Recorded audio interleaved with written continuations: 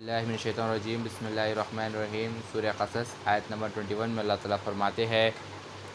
پس موسیٰ وہاں سے ڈرتے ڈرتے نکل پڑے کہ دیکھنے کے کیا ہوتا ہے اور دعا کرنے لگے اے میرے رب تو مجھے ظالموں سے نجات دے۔ آیت نمبر 22 میں اللہ تعالیٰ فرماتے اور جب موسیٰ نے مدائن کی طرف رخ کیا تو کہنے لگے امید ہے کہ میرا رب مجھے سیدھا راستہ بتا دے۔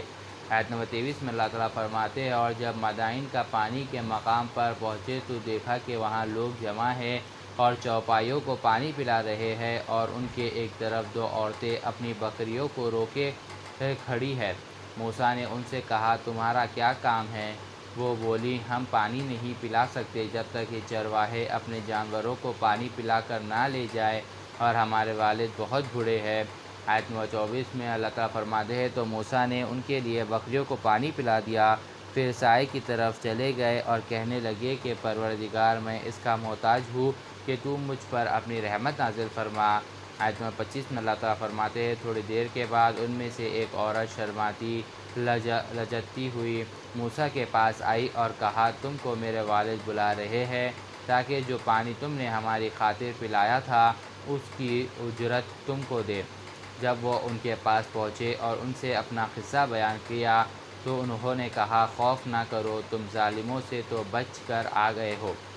آیت نمبر 26 میں اللہ تعالیٰ فرماتے ہیں انہوں نے کہا ایک لڑکی نے کہا کہ ابا ان کو نوکر رکھ لیجئے کیونکہ اچھا نوکر جو آپ رکھے وہ شخص ہے جو مضبوط اور امانت دار ہو۔ آیت نمبر 27 میں اللہ تعالیٰ فرماتے ہیں ان کے باپ نے موسیٰ سے کہا کہ میں چاہتا ہوں کہ ان دونوں بیٹیوں میں سے ایک کا تم سے نکاح کر دوں اس شرط پر کہ تم 8 سال میری خدمت کرو گے، پھر اگر 10 پورے کر دو تو تمہارا احسان ہے اور میں تم پر کوئی تکلیف ڈالنا نہیں چاہتا، تم مجھے انشاءاللہ نیک لوگوں میں پاؤ گے۔ آیت نمبر 28 میں اللہ تعالیٰ فرماتے ہیں موسیٰ نے کہا کہ مجھ میں اور آپ میں یہ عہد ہوا کہ میں ان دونوں مدتوں میں سے جو بھی پوری کروں گا تو مجھ پر کوئی جبر نہ ہوگا اور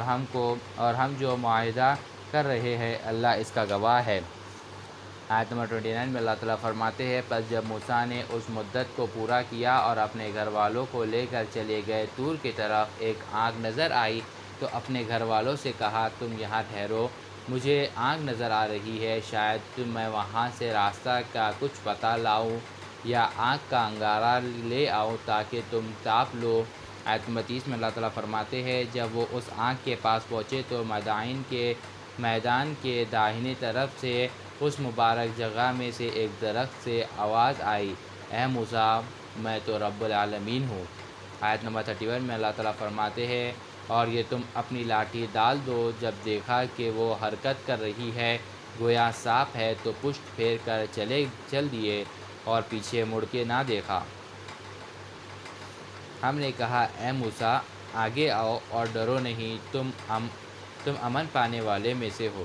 آیت نمبر 32 میں اللہ تعالیٰ فرماتے ہیں اپنا ہاتھ اپنے گریبان میں ڈالو، بغیر کسی عیب کے سفید نکل آئے گا، خوف سے بچنے اپنے بازو بھینچ لو، یہ نشانیاں ہیں تمہارے رب کی طرف سے، ان کو لے کر فرعون اور اس کے سرداروں کے پاس جاؤ، یہ نافرمان لوگ ہیں۔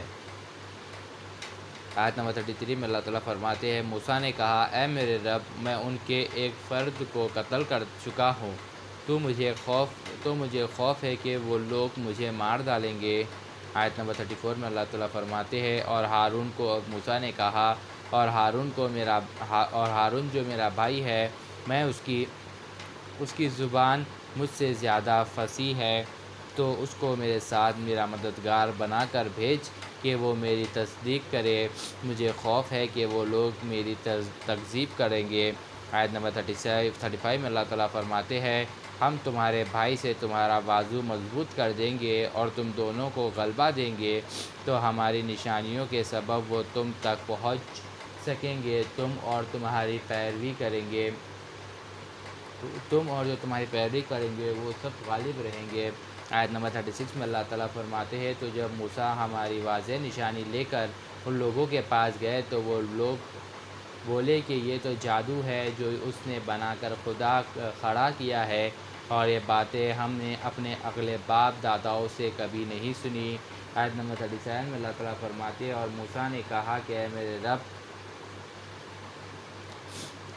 موسیٰ نے کہا کہ میرا رب خوب جانتا ہے اس شخص کو جو اس کی طرف سے حق لے کر آیا ہے، جس کے لیے عقیدت کا گھر یعنی بہشت ہے، یعنی جنت ہے، بے شک ظالم لوگ نجات نہ پائیں گے۔ آیت نمبر 38 میں اللہ تعالیٰ فرماتے اور فرعون نے کہا اے درباریوں، میں تمہارا اپنے سوا کوئی خدا نہیں جانتا، تو اے حمان، تم میرے لیے گھرے کو آگ لگا کر اینٹیں پکا دو، پھر میرے لیے ایک اونچا محل بنا دو تاکہ میں موسیٰ کے خدا کی طرف چڑھ جاؤں، اور میں تو اس سے جھوٹ سمجھتا ہوں۔ آیت نمبر 39 میں اور فرعون اور اس کے لشکر نے ملک میں ناحق تکبر اختیار کر رکھا تھا اور خیال کرتے تھے کہ وہ ہماری طرف لوٹ کر نہیں آئیں گے۔ آیت نمبر 40 میں اللہ تعالیٰ فرماتے ہیں تو ہم نے ان کو اور ان کے لشکر کو پکڑ لیا اور دریا میں ڈال دیا، تو دیکھ لو ظالموں